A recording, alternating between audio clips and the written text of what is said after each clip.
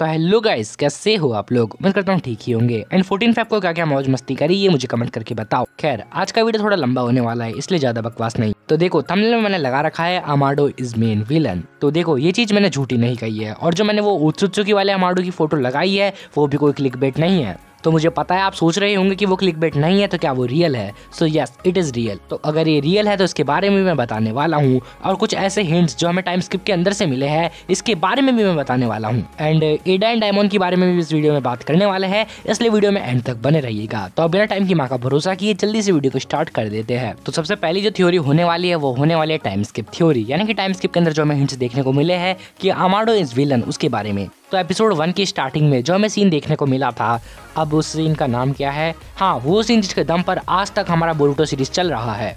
अबे भाई तू पागल है क्या? जो भी मैंने बोला उसको थोड़ा सा काट देना, ओके।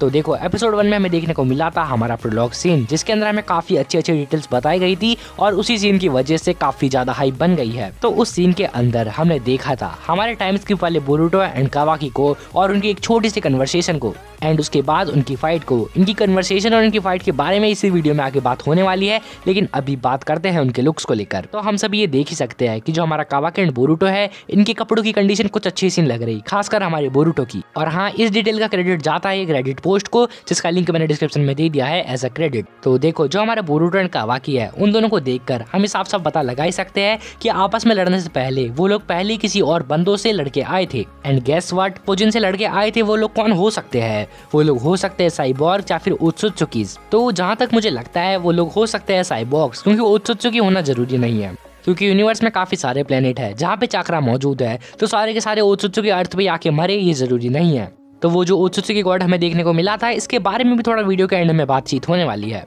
खैर अभी के लिए हम ये मान सकते हैं कि वो लड़के आए थे साइबॉर्ग से, क्योंकि ये सेंस भी बना रहा है। और साइबॉर्ग बनाए हैं तो किसने बनाए होंगे? हमारे अमाडो ने। और हाँ, बोरुटो एंड कावाकी वो अकेले बंदे नहीं थे जो उन साइबॉर्ग से लड़के आए थे, वहाँ पे हमारे सासुके एंड नारुतो भी थे, जो लोग हमारे बोरुटो एंड कावाकी की हेल्प कर रहे थे उन साइबॉर्ग से लड़ने में। एंड साइबॉर्ग में इसलिए कह रहा हूँ क्योंकि अगर आप हमारे बोरुटो की बाजू को देखोगे तो वो थोड़ी सी फटी हुई है, ठीक उसी हाथ में जहाँ पे हमारा कारमा सील लगा हुआ है। एंड अगर आपने नोटिस ना किया हो तो वो बाजू ठीक उसी तरीके से फटी है जब हमारा बोरुटो लड़ रहा था बोरो से, एंड उसने यूज किया था यूनिसन रसिंगान, जो कि काफी ज्यादा मैसिव अमाउंट का निंजुत्सु था। सो इतने खतरनाक निंजुत्सु का यूज किसी आम बंदे पे तो वो करेगा नहीं, कोई खतरनाक बंदा ही होगा। एंड मुझे लगता है कि मुझे ये बताने की जरूरत तो है नहीं कि जो हमारे अमाडो का एक एक साइबॉर्ग होता है वो जिगेन से भी ज्यादा ताकतवर होता है।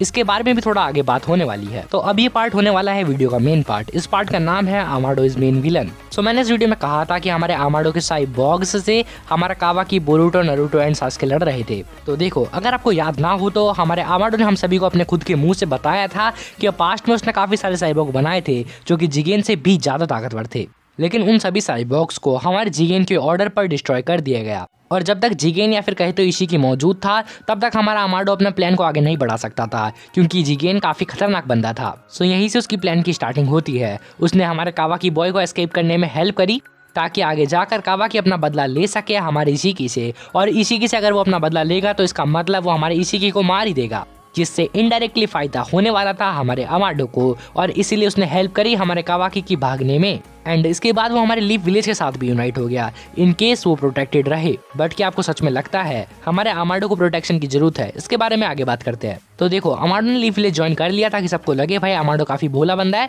अमाडो काफी शरीफ बंदा है, लेकिन पीठ पीछे ही वो बना रहा था साइबॉर्ग्स। एंड अगर आपने एक चीज नोटिस ना करी हो तो मैं बताता हूँ, जब कभी भी हमारा कावाकी डेंजर में फंसता था तो हमारा अमाडो घबरा जाता था, लेकिन कावाकी सेफ हो एंड नारुतो भले ही मरने की कगार पे आ गया हो तब भी हमारे अमाडो को घंटा फर्क नहीं पड़ता था।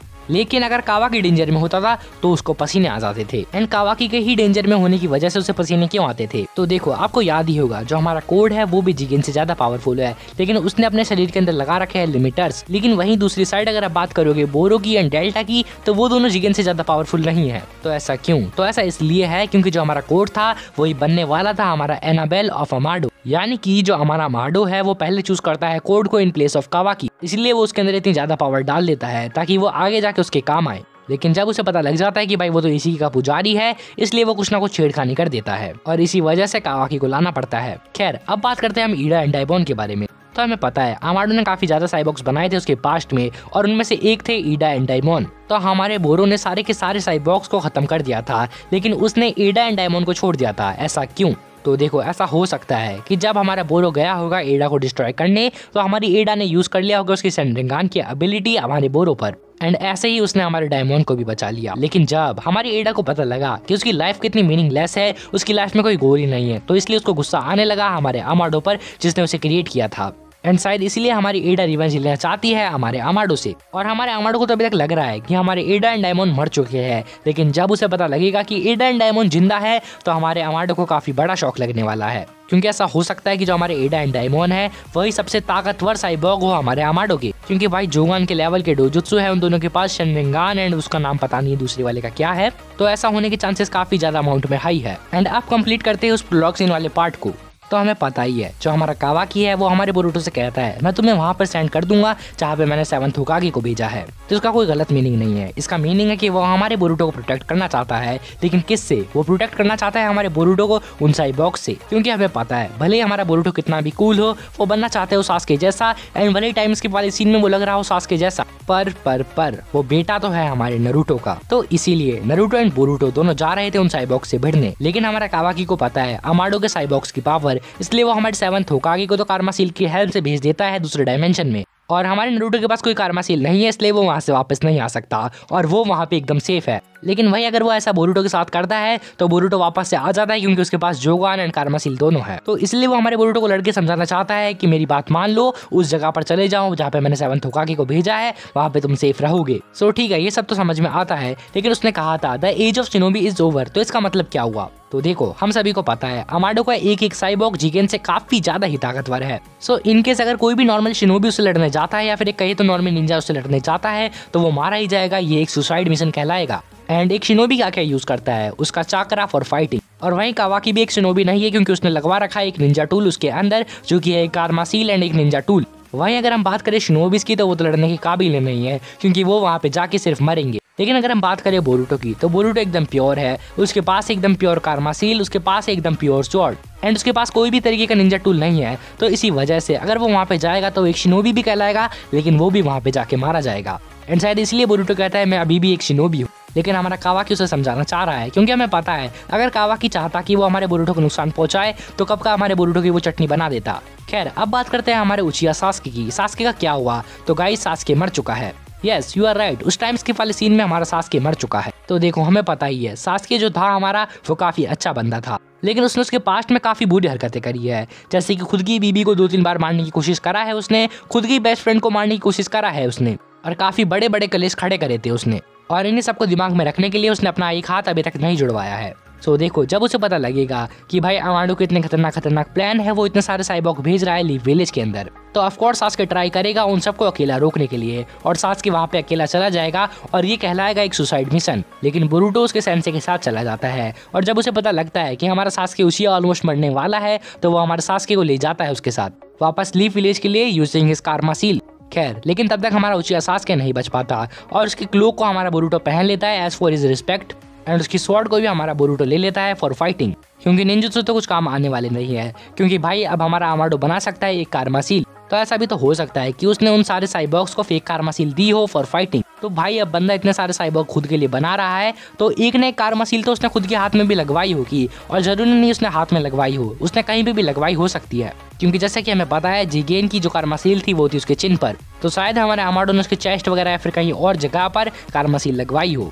एंड ऐसा भी हो सकता है कि अभी करंट में उसने अपनी कार्मा सील लगवा रखी है और ये बात किसी को पता नहीं है, तो हमारा सास्के तो भाई मर जाएगा। एंड नाउ एट लास्ट हम बात करते हैं हमारे मेन कैरेक्टर्स के बारे में, जो कि इस टाइम के वाले सीन में मेन रोल निभाने वाले हैं। तो वो होने वाले हैं हमारे Hatake Kakashi, yes Hatake Kakashi, Sumire, Sarada Uchiha and हमारा मित्सुकी। तो पहले बात करते हैं हटाके ककाशी की। तो इकिमोटो ने एक इंटरव्यू में बताया था कि ककाशी का आगे सीरीज में जाकर एक बड़ा रोल होने वाला है, और अगर वो उसके बारे में आगे बात करते हैं तो ये एक स्पॉइलर कहलाएगा। तो हाँ भाई टाइम स्किप वाले सीन में हमारे ककाशी हटाके का एक बड़ा रोल हो सकता है, क्योंकि नरूटो ओजी में भी ककाशी का बड़ा रोल था और नरूटो शिपुडेन में तो था ही, और बोरुटो वाली जनरेशन में ना हो तो एक नाइंसाफी कहलाएगी। खैर जो हमारे सुमिरे है वो भी कम नहीं है, उसके पास भी काफी अच्छी अच्छी टेक्निक्स है, और वो एक one of the main character में से एक है जो कि हमारे बोरुटो के वाइफ बनने के काबिल है। सो इसलिए वो आगे जाके एक मेन रोल निभा सकती है। एंड नाउ अब बात करते हैं हम हमारी उचिया सारादा के बारे में। तो देखो शारदा उचिया के पास आ जाएगी मंगेक्यू शारिंगन, जिसकी वजह से वो बना पाएगी सुसानो। और सुसानो की पावर कितनी खतरनाक होती है ये बताने की जरूरत तो है नहीं, लेकिन उसे एटर्नल मंगेक्यू शारिंगन नहीं मिलेगी। पर हो सकता है वो ब्याकुगो सील या फिर हीलिंग जुत्सु सीख ले